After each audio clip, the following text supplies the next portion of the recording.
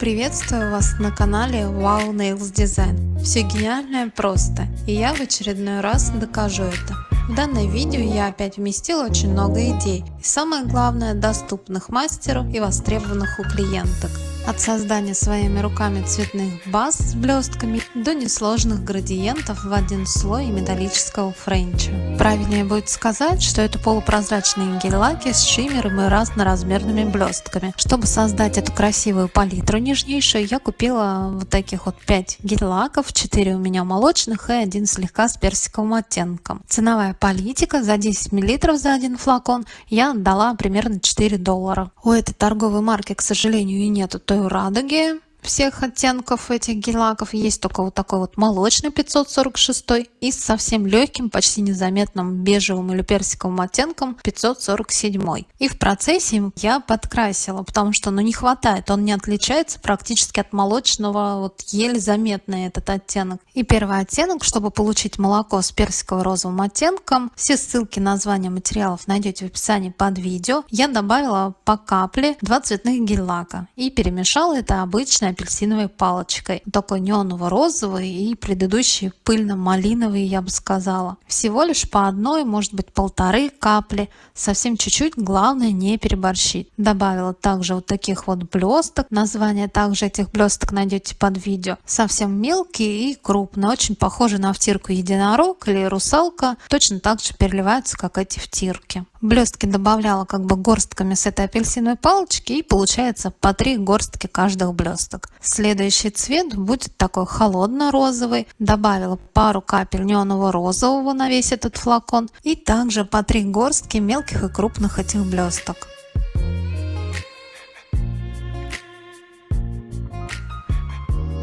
Чтобы получить нежный сиреневый фиолетовый оттенок, я добавила такой вот ярко-фиолетовый сочный цвет. И дальше уже контролируем, то есть буквально 1 каплю и прям треть капли, пол-капли, совсем прям чуть-чуть. Синие такие блестки у меня есть, но не обязательно синие блестки брать, можно взять какой-то чернильный гель-лак, добавить пол-капли, чтобы получить вот такой вот нежный, не лиловый, а фиолетовый цвет. Также добавила крупных мелких блесток.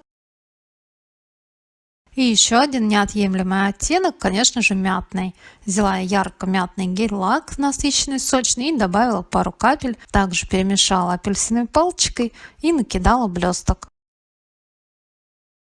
И для наглядности, конечно же, продемонстрирую, как они наносятся, ложатся, выравниваются и просыхают. Что на их свойства, то что я их подкрасила, ничего не повлияло. Наносятся эти гель-лаки в один плотный слой выравнивающий. Я наношу сначала кистью из флакона, а затем уже переворачиваю, если начинает гель-лак растекаться, чтобы он не затек в боковые валики или под кутикулу. И дорабатываю тонкой кисточкой, убирая лишнее на свободном крае. Это первый цвет, молочный, с таким персиково-бежевым оттенком. Сохнут гель-лаки 30 секунд. А следующий цвет, это молоко, у нас уже приобрело розовый оттенок, но уже более холодный, нежели предыдущий. Также нанесла кистью из флакона выравнивающим слоем и тонкой кисточкой доработала. Что мне понравилось, эти блестки крупные и мелкие очень хорошо тонут в самой этой основе гель-лака. И вот такая вот залипательная красота получается. Для покрытия ноготка вполне достаточно 1 слоя. Для наглядности и сравнения покажу разницу. Слева молочный без оттенка, в центре с персиковым или тепло-розовым оттенком и справа с краю с холодным розовым оттенком. И покажу разницу. Слева тот, что намешала, я подкрасила. Это молочный с персиковым или тепло-розовым оттенком. И тот, что был, якобы он с персиковым оттенком, но смотрится он практически как обычный молочный.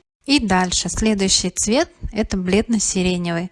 Также наношу выравнивающим плотным слоем, дорабатывая тонкой кисточкой до боковых валиков, у свободного края до кутикулы. Точно так же блестки хорошо тонут в этой основе, и безумно красивый цвет, и вообще вот эти переливы разноразмерных блесток. Сохнет 30 секунд. И заключительный цвет – мятный оттенок, молоко с мятным оттенком.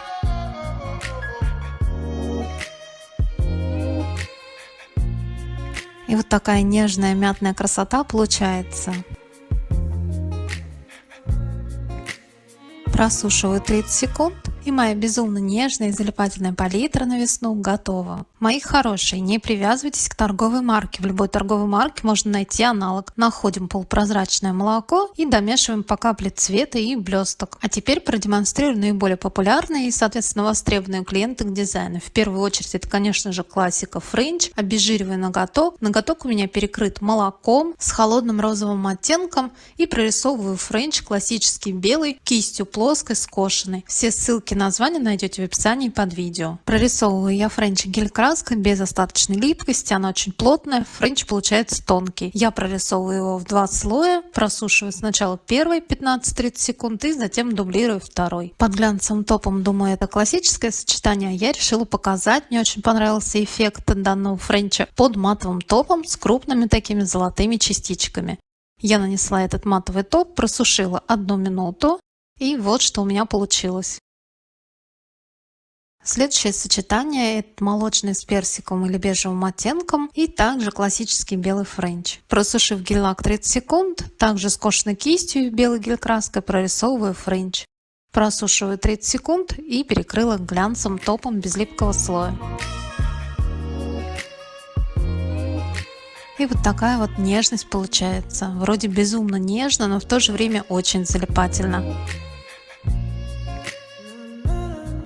Просушиваю 60 секунд. Следующие варианты дизайнов буду показывать на форме квадрат. Это для любительниц коротких ногтей, да и френч на квадратной форме получается наиболее четко. И первый самый несложный вариант – это Baby Boomer, градиент от бледно-розового, холодного розового в молоко. Делаю я кистью гребешок для градиента, сначала разметающими движениями. Этот дизайн подходит для любительниц дизайна без дизайна, я так называю. Он практически незаметный. И по необходимости можно до идеала довести градиент, так как он делается всего лишь в 1 слой, вот такими вот стягивающими движениями. Гель-лака почти не касаюсь, почти не давлю на кисть. Получается вот такой идеальный градиент. Чтобы гель-лак не затек ни под кутикулу, ни под боковые валики, изначально я отступил по миллиметру от периметра и периодически переворачиваю ноготок, как только чувствую, что гель-лак начинает растекаться у меня по сторонам. То есть можно переворачивать по нескольку раз, тонкой кисточкой дорабатываю, довыравниваю, довожу, где мне необходимо. Как правило, это боковые валики и кутикула. И просушиваю 30 секунд. Замечу, типса у меня прозрачная, градиент сделан в 1 слой и просушила я его 30 секунд. Перекрыла глянцевым топом без липкого слоя. Вот такая вот нежность, Baby Boomer у меня получился. Просушиваю 60 секунд. Следующий вариант, один из самых популярных на весну, у меня это прям хит всех хитов времен и народов. Это бледно-сиреневый и мятный. Нанесла по половине, наношу достаточно густым плотным слоем, отступив по миллиметру по периметру ноготка, чтобы ничего не затекло, и разметающим движением перемешала эти цвета между собой. Убрала излишки этой же кистью со свободного края. Тонкой кисточкой обязательно дорабатываю, чтобы никуда ничего не затекло и не было нигде пробелов. Довела до кутикулы, до боковых валиков. Этими гель-лаками получается супер скоростной градиент, и получается он очень красивый, идеальный и в 1 слой. Чтобы гель-лак не растекался, конечно же, ноготок пальчик клиента переворачиваю и затем уже просушиваю 30 секунд. Сейчас уже видно, как он выглядит в глянцевом варианте, а я покажу в матовом. Я влюбилась в матовый топ, и этот топ у меня вот с такими серебристыми как бы хлопьями, частичками. Перекрыла ноготок слегка выравнивающим слоем и просушила 60 секунд. Вот что у меня получилось. Следующий вариант градиента я нанесла по 1/3 на ноготок мятный, сиреневый и персиково-розовый. Кистью гребешок для градиента перемешиваю, начиная с нижних 2 цветов, перемешиваю их между собой такими разметающими движениями. Периодически кисть я вытираю влажную салфетку от излишков гель-лак на ней и продолжаю перемешивать цвета дальше. Кистью стараюсь еле касаться гель-лаков, сильно не давить, иначе получается проплешина.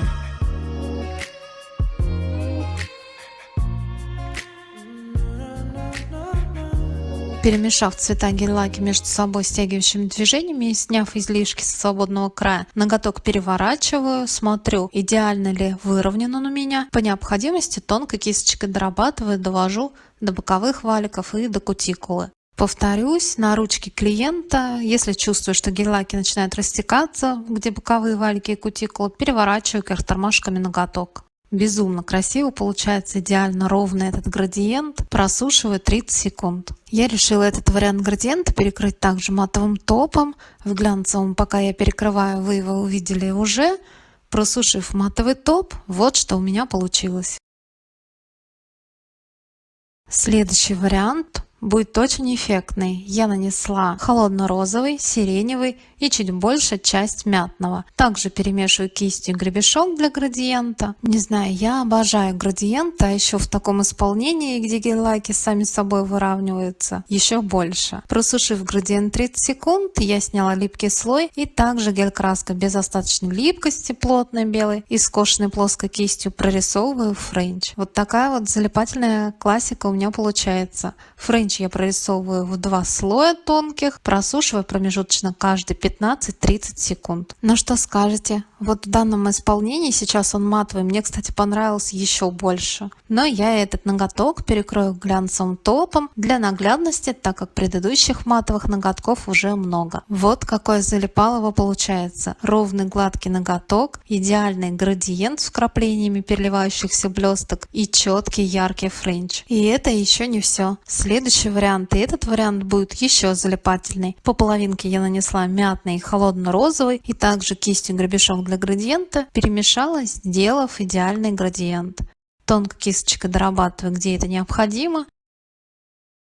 Чтобы гель-лак никуда не затек, периодически переворачиваю ноготок, просушиваю градиент 30 секунд, снимаю липкий слой и шлифовщиком хорошенько тщательно бафлю весь ноготок. Глянцевым топом без липкого слоя, тот, что хорошо и быстро выравнивается, прорисовываю френч. Задаю сначала кистью из флакона ширину и уже тонкой кистью, поставив каплю на перчатку, так более удобно и быстрее получается. Дорисовываю сами усики и скругляю улыбку.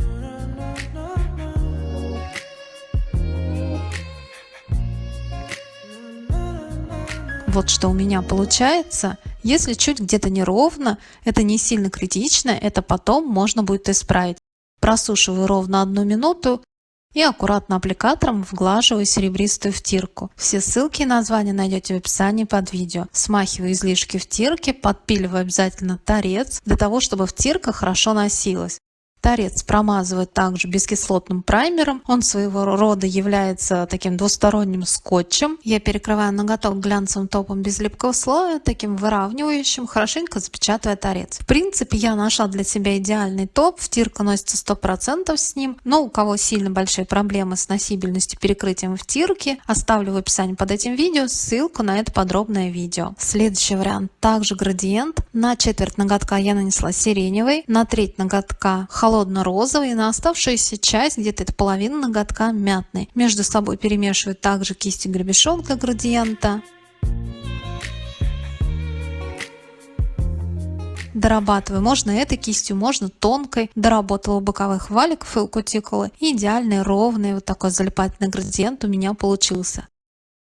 Просушила его 30 секунд, как и предыдущий ноготок, обезжирила, хорошенько шлифовщиком забафила и топом, подходящим для втирки, прорисовываю френч.